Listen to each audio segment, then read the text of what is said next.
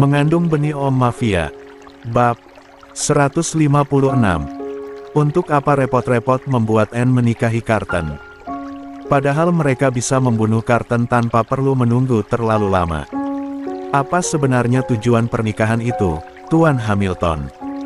Gabriel mendecak. Tentu saja, karena aku hanya ingin meneruskan permainan ayahku. Dua bulan berlalu. Sejak terakhir kali meminum obat pelemah itu, keadaan Dalton tidak lebih baik. Meskipun dia terus melakukan terapi, tidak ada kemajuan pasti. Selama 2 bulan kakinya benar-benar hampir disebut lemas seperti jeli. Itu benar-benar membuat Dalton sangat bingung sekaligus kesal. Masih kesal dan menjadi lebih pemarah. Ariella berpikir, mungkinkah suaminya tetap diberi obat-obatan itu secara diam-diam dari makanan yang disiapkan koki.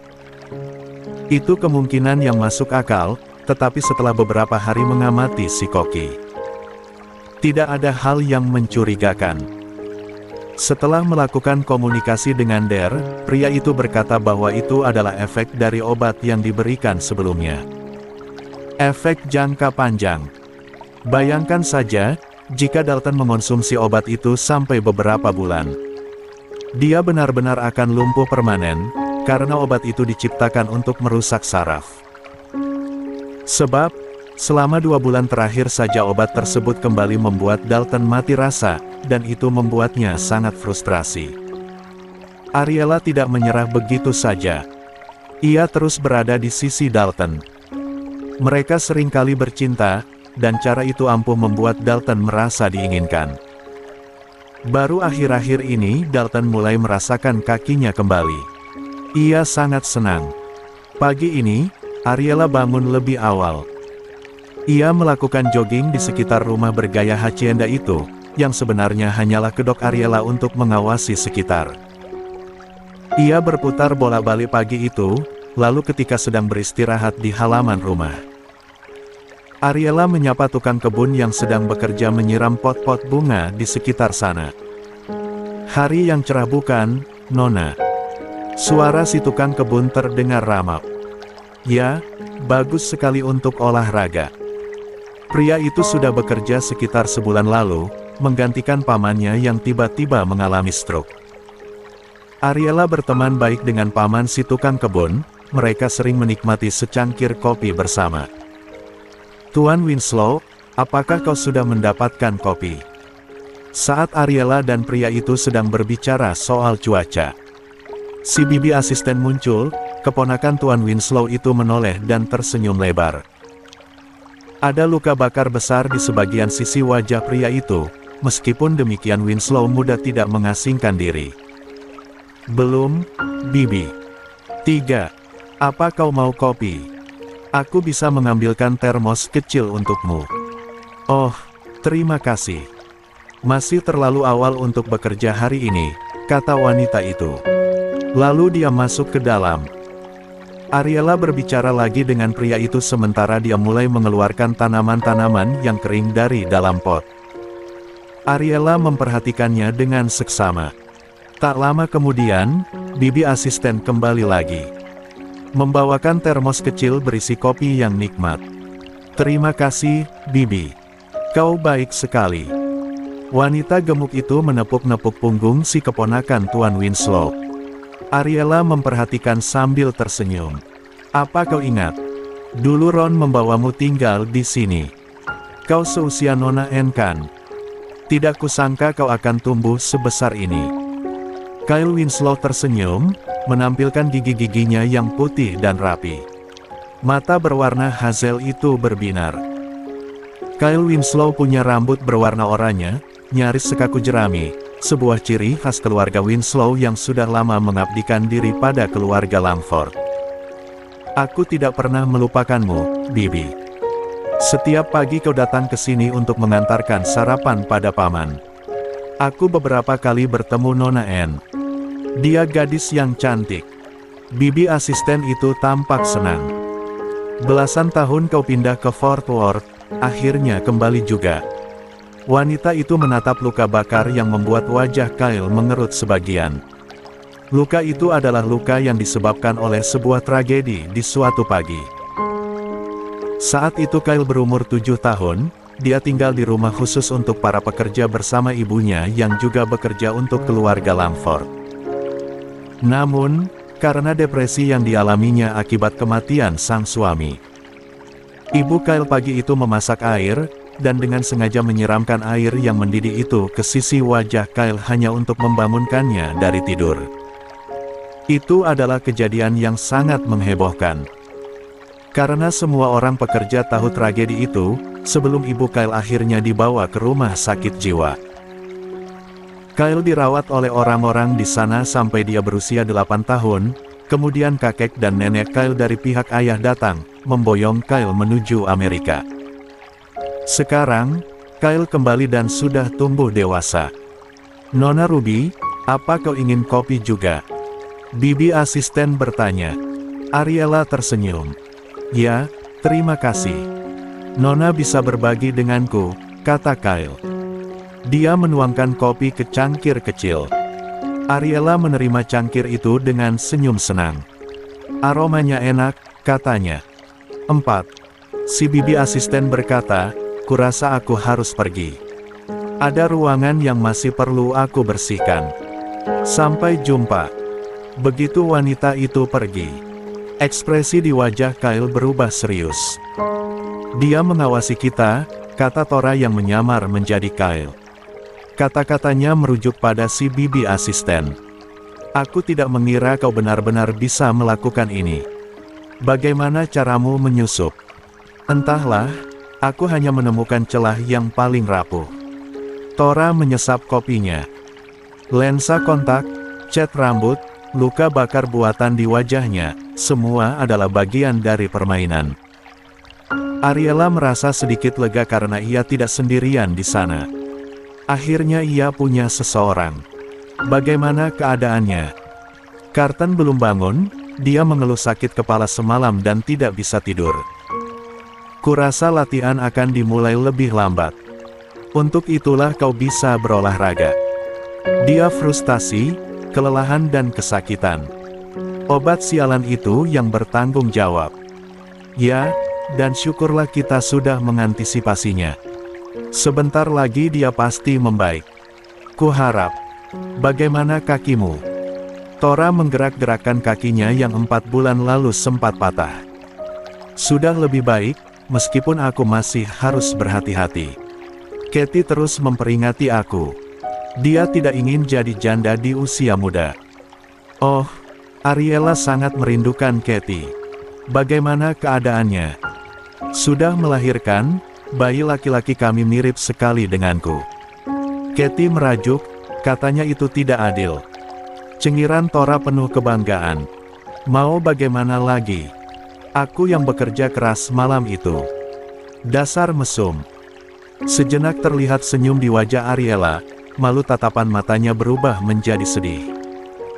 "Maaf, aku tidak bersama kalian saat itu. Kau sedang memperjuangkan hidup suamimu," aku memakluminya. Tora berdiri, pria itu meletakkan cangkirnya ke atas kursi taman. "Kurasa aku harus mulai bekerja. Aku tidak ingin mereka mencurigaiku. Aku sebaiknya pergi, terima kasih." 5. Ariela berdiri, ia bersikap seperti biasa, masuk ke rumah dan menemukan Dalton sudah bangun. Pria itu bahkan sudah berada di kursi rodanya. Ekspresi di wajah pria itu masam. "Ada apa?" Dalton meliriknya. "Apakah kau sedang mencari tempat singgah baru? Pria lain yang bisa membuatmu bercinta dengan menempel di dinding."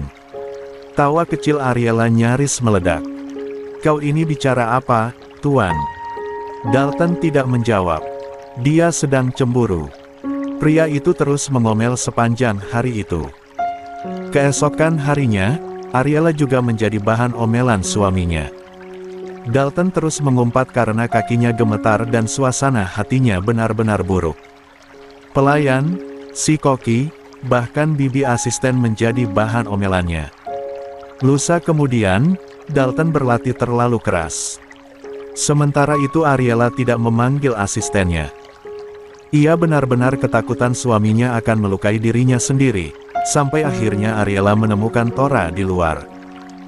Sedang berbicara dengan si bibi asisten. Kyle, apakah kau sudah selesai? Ya, Nona, ada apa? Ariela mengusap keringat di dahinya. Tuan Dalton benar-benar berlatih terlalu keras sore ini.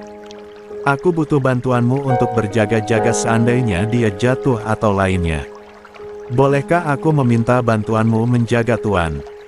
Bolehkah, Bibi? Si Bibi mengangguk. Tentu, sepertinya suasana hati Tuan sedang kacau akhir-akhir ini. Ariela harus tetap berpura-pura Dalton tetap meminum obat yang diberikan wanita itu. Akhir-akhir ini Tuan merasa sangat tertekan. Tuan mudah marah dan, kau tahu, tidak sabaran. Semalam suntuk dia tidak bisa tidur dan bahkan tidak bernafsu untuk makan. Tuan kehilangan berat badannya lagi. Astaga, Nona N pasti sedih jika mendengarnya. Begitulah, Tuan terlalu cemas. Akhirnya Kyle dan Ariela kembali ke gimnasium dan menemukan Dalton hampir kehilangan keseimbangan.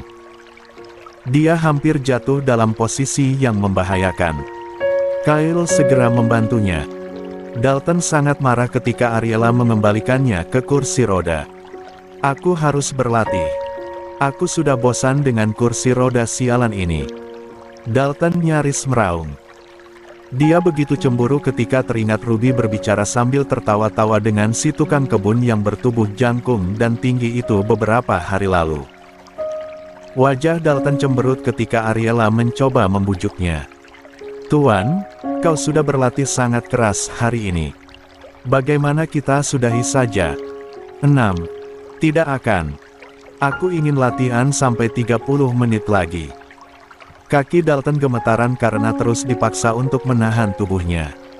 Tuan Dalton, sepertinya Nona Ruby benar. Anda butuh istirahat. Mata hijau Dalton memelototi Kyle yang tak lain adalah adiknya sendiri, Tora yang saat itu benar-benar sedang menahan tawa gelinya. Ariela ikut memelototi pria itu, memberinya peringatan. Aku akan mengambilkan handuk, bagaimana kalau dilanjutkan ke kolam saja? Belum sempat Dalton menjawab, Ariela sudah pergi. Sekarang, hanya ada Tora dan kakaknya itu. Apa kau menyukainya?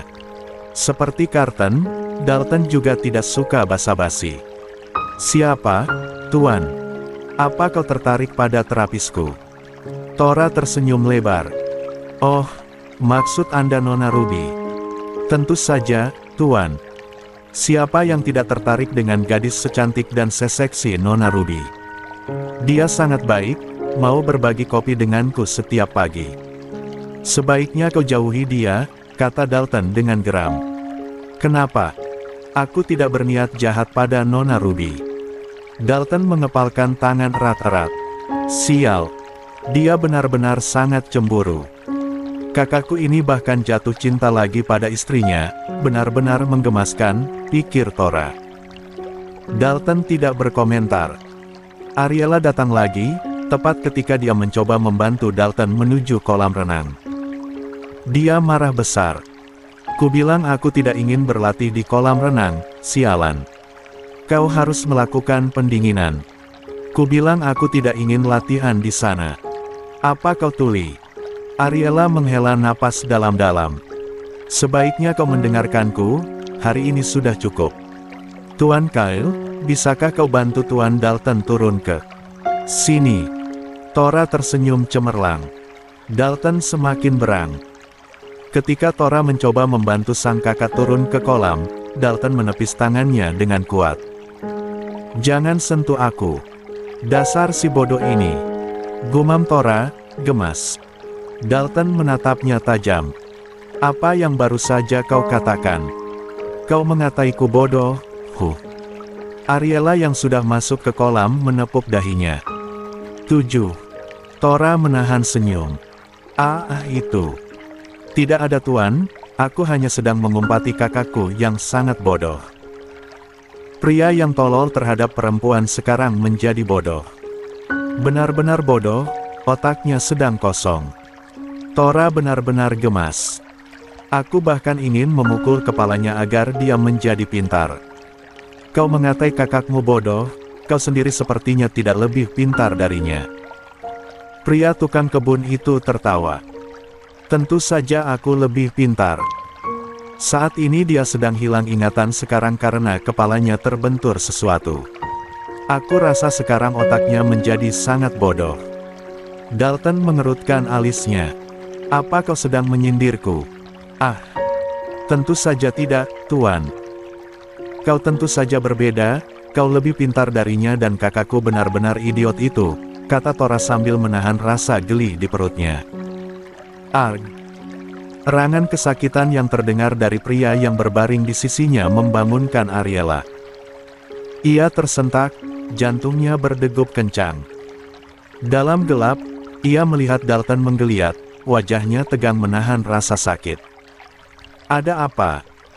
Dengan rambut berantakan dan mata masih setengah terpejam, Ariela langsung duduk tegak, menyibak selimut.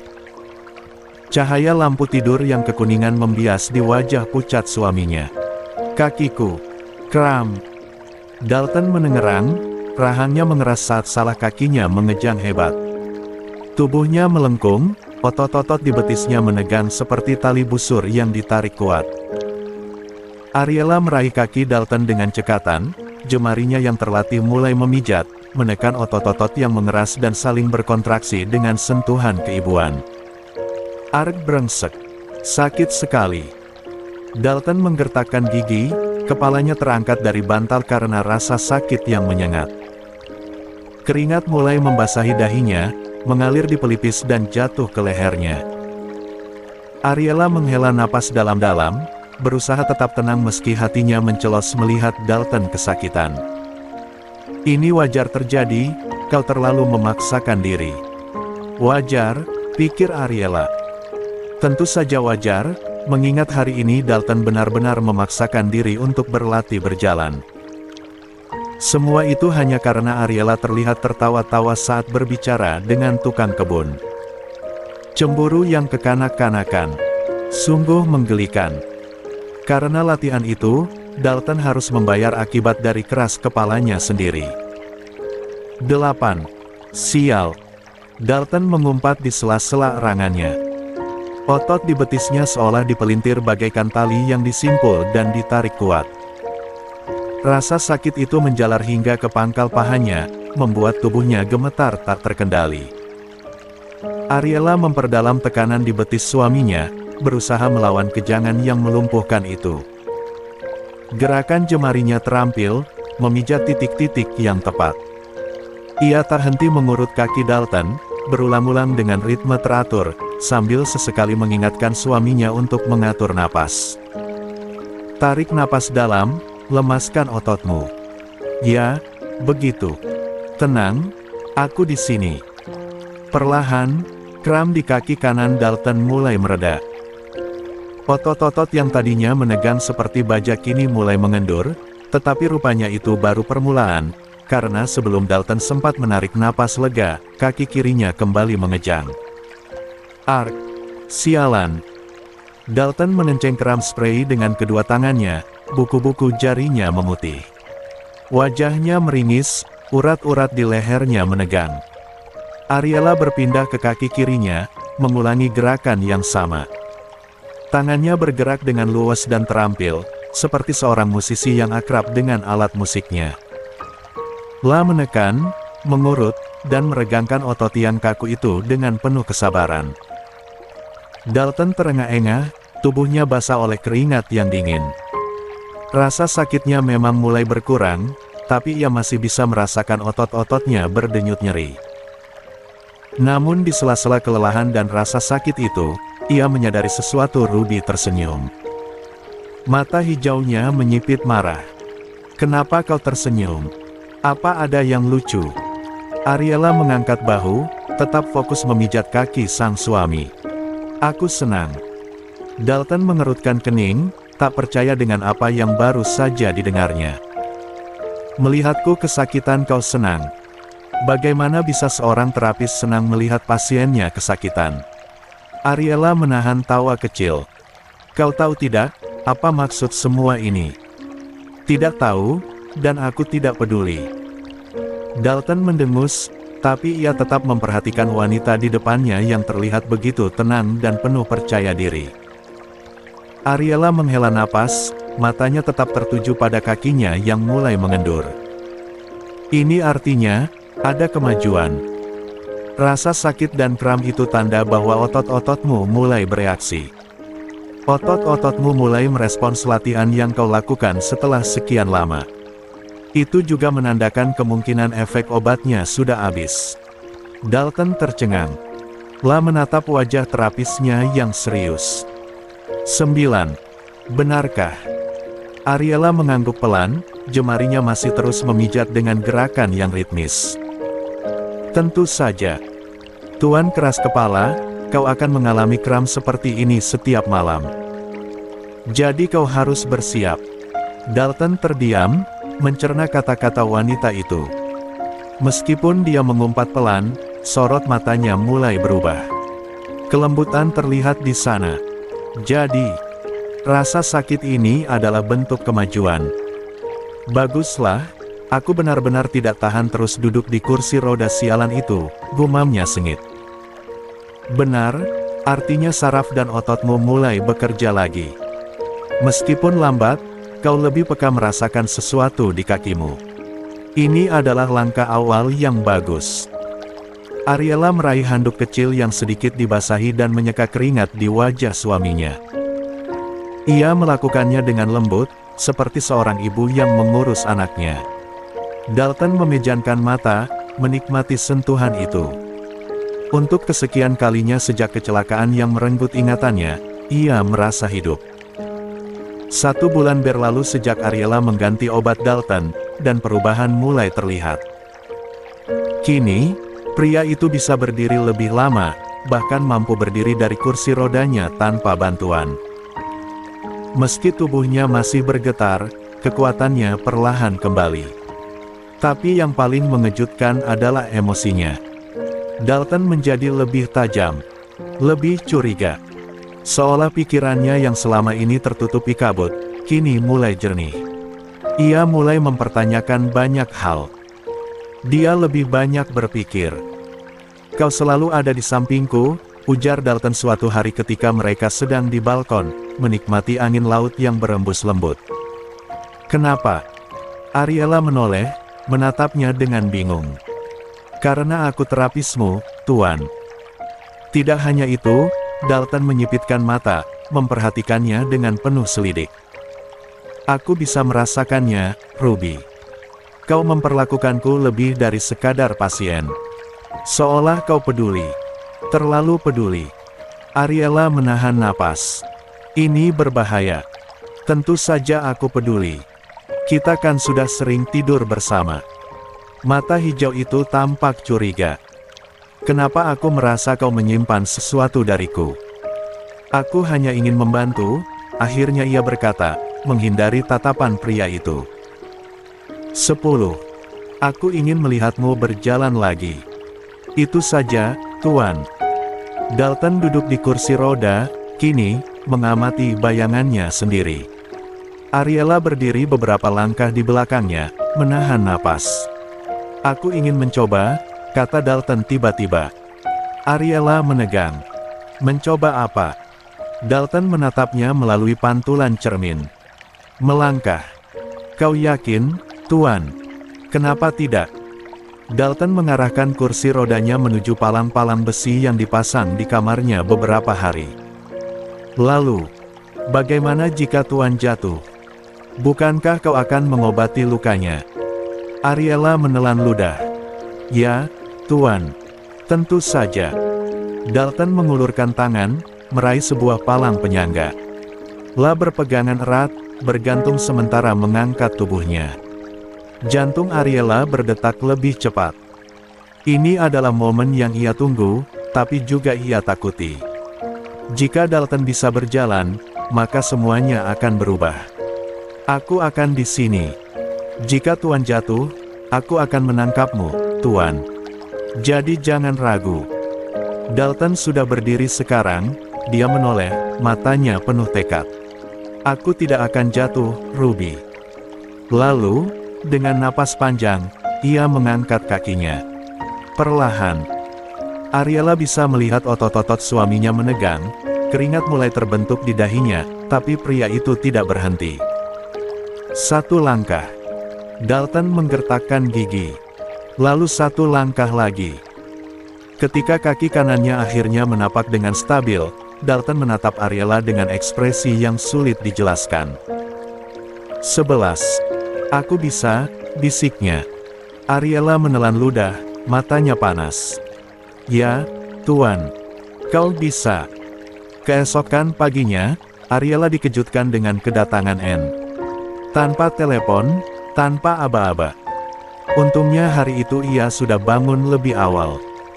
Ia juga sudah menghapus jejak-jejak tempatnya tidur di sisi Dalton malam itu. Anne terlihat senang, apalagi ketika melihat Dalton sudah lebih sehat dan menceritakan kemajuannya. Sekali lagi, Ariela harus menelan pahit ketika Anne dengan penuh semangat menciumi punggung tangan Dalton, berkata bahwa dia yang akan menemani pria itu sarapan pagi ini. Ariela mengalah. Setelah Anne mengurus Dalton, wanita itu meminta diri agar Ariela menghampirinya di ruang bersantai. Anda memanggilku, Nona Anne. Anne tersenyum lebar. Ya, Ruby. Duduklah. Ariela tahu ada yang tidak beres.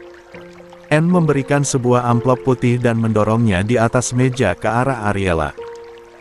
Apa ini, Nona? Mata Anne tampak ramah. Ini surat pemecatan. Apa? Pemecatan? Kurasa aku tidak melakukan kesalahan. Anne tersenyum tenang. Aku sengaja melakukannya agar kau mendapatkan uang penalti sebagai bonus. Dalton sudah bisa berjalan, jadi tugasmu sudah selesai. Belum, Nona. Tuan Dalton masih lemah, dia sudah lebih baik, aku akan mencarikannya terapis yang lebih handal untuk membantunya. Terima kasih untuk kerja kerasmu. Tapi, kenapa begitu mendadak, Nona? Anne menyipitkan matanya. Kurasa kau menaruh perasaan pada tunanganku, Nona Ruby. Aku tidak ingin kau berdekatan lagi dengan Dalton, itu saja. Ku minta kau segera berkemas dan pergi dari sini besok pagi.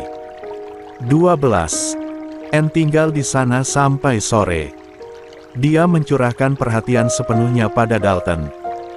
Menyiapkannya makanan, mengajaknya jalan-jalan melihat pantai dan bahkan berbicara soal pernikahan. Dad ingin bicara denganmu besok pagi. Sepertinya dia ingin berbicara soal tanggal pernikahan. Dalton sama sekali terlihat tidak tertarik. Asistenmu menghubungiku, dia berkata bisnis mau berjalan baik dan kau tidak perlu khawatir. Apakah aku benar-benar tidak punya keluarga, Anne? Pertanyaan yang diajukan Dalton membuat Anne berkedip-kedip. Kau sepertinya lupa, Dalton. Kau sudah lama sendirian.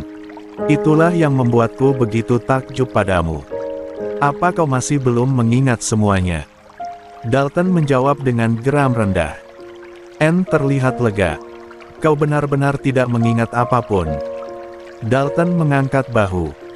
Kecuali wanita berambut merah yang jahat itu. Apakah kau tahu? Wanita rambut merah yang memiliki hubungan denganku sebelumnya. Saat mendengar pertanyaan itu, ekspresi di wajah Anne tampak prihatin. Dalton, kau mungkin lupa soal ini. Wanita berambut merah itu mantan istrimu, dia sudah lama meninggal karena kecelakaan. Entah bagaimana, Dalton merasa janggal dengan jawaban itu, meskipun ia akhirnya diam saja. Kita kembali saja. Aku perlu latihan hari ini. Latihan? Tidak apa-apa. Kau bisa beristirahat hari ini. Aku tidak sependapat. Di mana Ruby? Panggilkan dia. Ruby sedang tidak enak badan, sayang. Kau tahu. Wajahnya pucat sekali sejak sepagian ini. Jadi aku menyuruhnya istirahat di kamar seharian. Benarkah dia sakit? Ya, dia sakit. Jari-jari Anne mengusap lembut pipi Dalton. Kau tampan sekali, aku suka warna matamu. Sejak pertama kali melihatnya, aku terpesona. Anne tersenyum kecil. Aku tidak sabar ingin menikah denganmu, Dalton. Dad ingin cucu laki-laki, katanya dengan aksen khas orang Inggris. Dalton meraih tangan Anne, ia sama sekali tidak merasa bersalah. Aneh, kan? 13. Sebab, ketika ia bersama Anne, ia justru merasa bersalah pada Ruby. Seolah ia telah mengkhianati Ruby, padahal kebalikannya. Ia dan Ruby yang terlibat affair. Suruh dia minum obat, besok aku punya jadwal ke panti rehabilitasi bersamanya. Sungguh. Dalton menjawab dengan berdeham. Ya, Ruby sudah berjanji. Aku tidak ingin jadwal kami gagal karena dia sakit. Saat mendengar itu, sejenak ekspresi Anne terlihat tidak senang, tetapi akhirnya wanita itu mengiyakan. Tidak masalah, Ruby bisa pergi setelah jadwal berkunjung panti rehabilitasi. Wanita itu ingin ia pergi. Secara mendadak. Apakah dia sudah tahu? Apakah akhirnya Claudine memberitahu semuanya? Dari tatapan mata Anne, wanita itu tidak menyukainya. Mungkinkah itu hanya kecemburuan semata? Ataukah ada yang lain? Jadi ini akan menjadi malam terakhirnya di sana. Oh, haruskah ia menyerah di sini? Ia akan dipaksa keluar dari sini. Ataukah ia akan diculik dan dipisahkan dari suaminya? Setelah diberitahu soal pemecatannya, La masih tetap tinggal, Anne sibuk dengan Dalton. Seolah sengaja tidak memberinya kesempatan untuk bersama pria itu untuk yang terakhir. Jadi, setelah seharian dihindari dari Dalton, setelah makan malam, Ariella berjalan menuju kamar tuannya. Ia berdiri di luar pintu kamar pria itu. Matanya memandangi pintu yang sedikit terbuka, memperlihatkan siluet suaminya yang sedang berusaha berdiri sendiri di antara palang besi. Dalton tidak tahu Ariella mengawasinya. La tidak tahu bahwa wanita yang selama ini ia panggil, Ruby, adalah istri yang setia menantinya, berharap suatu hari ingatannya kembali. Ariella menggigit bibir, menahan napas saat melihat Dalton gemetar, tubuhnya limbung sesaat sebelum ia menggenggam palang lebih erat. Pria itu mengerang pelan, namun tetap bertahan. Ariella merasa hatinya diremas. Ia ingin masuk, ingin mendukung Dalton, ingin mengatakan siapa dirinya sebenarnya, tapi ia tahu itu terlalu berisiko. Keluarga Langford mengawasi setiap gerak-geriknya. Anne sudah curiga, dan jika sampai mereka tahu Dalton mulai mengingat, nyawa suaminya bisa terancam. Ruby 14